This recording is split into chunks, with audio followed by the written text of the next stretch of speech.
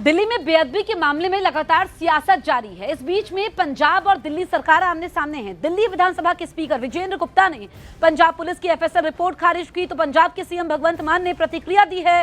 कहा कि केंद्र और दिल्ली में बीजेपी की ही सरकार है, तो आतिशी के कथित वीडियो की सीबीआई से जांच करवा ले। तो आप देखिए कि किस तरीके से जो बेअदबी का मामला है अब दो सरकारों पर आकर टिक गया है। जिस तरीके से इस मामले में पहले हमने देखा कि सियासत हुई, अब इसमें सीबीआई जांच की मांग भी कर दी गई है। दिल्ली विधानसभा के स्पीकर विजेंद्र गुप्ता ने पंजाब पुलिस की एफएसएल रिपोर्ट खारिज की, उस पर सवाल खड़े किए। तो पंजाब के मुख्यमंत्री भगवंत मान कह रहे हैं कि केंद्र और दिल्ली में बीजेपी की सरकार है, तो सीबीआई से जांच होनी चाहिए वीडियो की।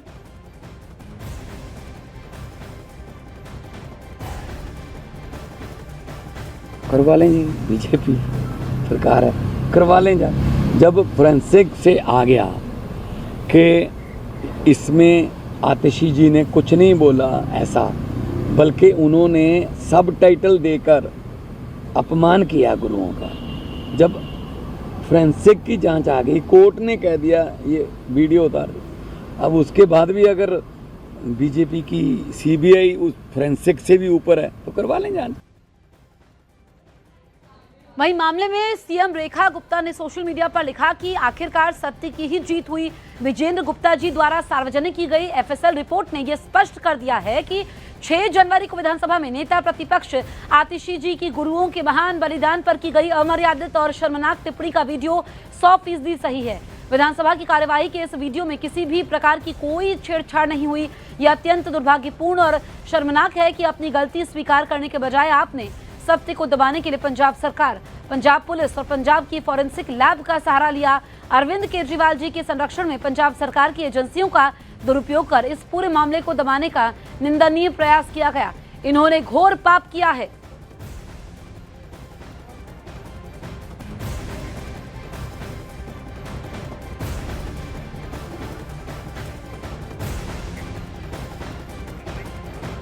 दिल्ली में उठा बेअदबी का मामला कपिल मिश्रा वर्सेस आतिशी से निकलकर पहले बीजेपी वर्सेस आप बना।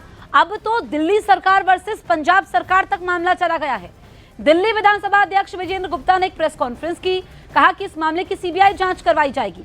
साथ ही उन्होंने ये भी कहा कि आतिशी के पास आखिरी मौका है, वो माफी मांगे। विजेंद्र गुप्ता कह रहे हैं कि सीबीआई जांच करवाई जाएगी। जो ये वीडियो है और आतिशी के पास आखिरी मौका है, वो माफी मांगे। अब आप देखिए कि बेअदबी वाले मामले में पंजाब वर्सेस दिल्ली सरकार, ऐसे में सवाल ये खड़ा होता है कि कौन सच्चा है, कौन झूठा है, और इसको लेकर के जो सियासत शुरू हुई थी वो खत्म होने का नाम नहीं ले रही है। यानी कि ये वर्बेटिम और जो ऑडियो वीडियो है ये सेम है, इसमें कोई किसी प्रकार की छेड़खानी नहीं है। फॉरेंसिक रिपोर्ट में विस्तृत रिपोर्ट जो हमें दी गई है उसमें साफ रूप से कहा है कि वीडियो में कोई छेड़खानी नहीं हुई है, ऑडियो में कोई छेड़खानी नहीं हुई है। ये एज इट इज है, ओरिजिनली बिल्कुल ठीक है। खोदा पहाड़ निकली चुहिया, वो भी मरी हुई। भारतीय जनता पार्टी किस तरह से सोच सकती है, ये कहां तक इनकी कल्पना जाती है। आम आदमी पार्टी अब इनकी रग रग से वाकिफ है। 3 दिन पहले मैंने इसी कुर्सी पर बैठ के आप लोगों को बता दिया था कि इनकी फॉरेंसिक रिपोर्ट में क्या आएगा। मैं इस मामले पर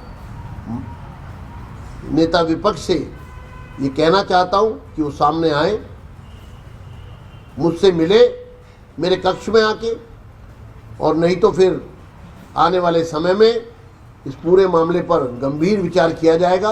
आज भी मैं उनको मौका देता हूं, वो माफ़ी मांग ले अपनी गलती का, अपने शब्द वापस ले ले और माफ़ी मांग ले। मुझे पूरा विश्वास है सदन उन्हें माफ़ कर देगा।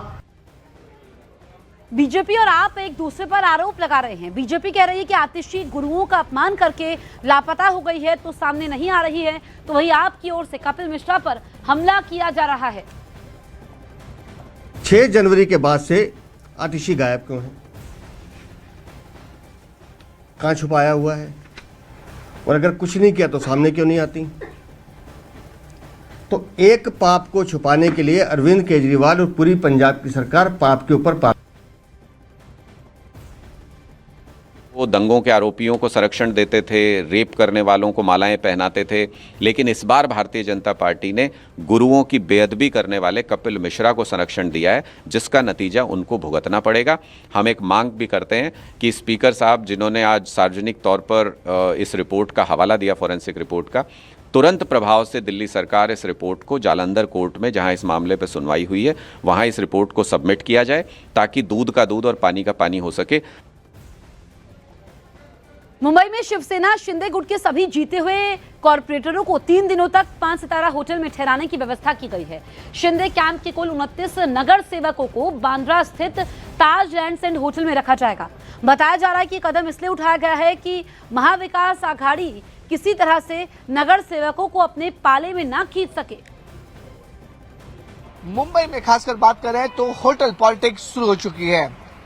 सूत्रों से जानकारी मिल रही है कि एकनाथ शिंदे की शिवसेना ने जो आला कमान है उसने आदेश दिए हैं कि मुंबई में 29 जो भी कॉर्पोरेटर जीते हैं वो तुरंत मुंबई के 5 सितारा होटल, जो मेरे पीछे देख रहे हैं, होटल ताज लैंड्स एंड में पहुंच जाएं।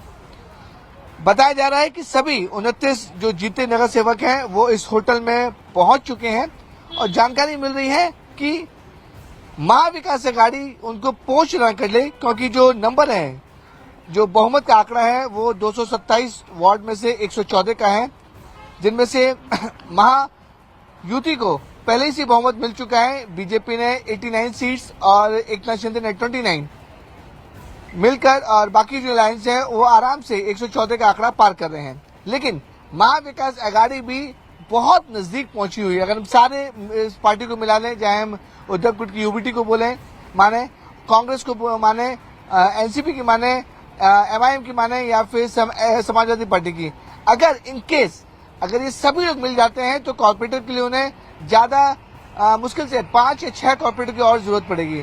तो शिंदे कैंप को डर है कि उनके कॉर्पोरेटर जो कहीं हैं वो महाविकास आघाड़ी में शामिल ना हो जाए। इसलिए अब जो जानकारी मिल रही है कि शिंदे कैंप के नेताओं ने जितने भी 29 कॉर्पोरेटर हैं उन सभी को इस 5 सितारा होटल में, जो मुंबई के बांद्रा वेस्ट में है, ताज लैंड्स एंड, वहां पर बुलाया है। और जानकारी मिल रही है कि सभी 29 जो नगर सेवक हैं उनको जब तक मेयर नहीं बन जाता उनको इसी होटल में रहने के आदेश हैं।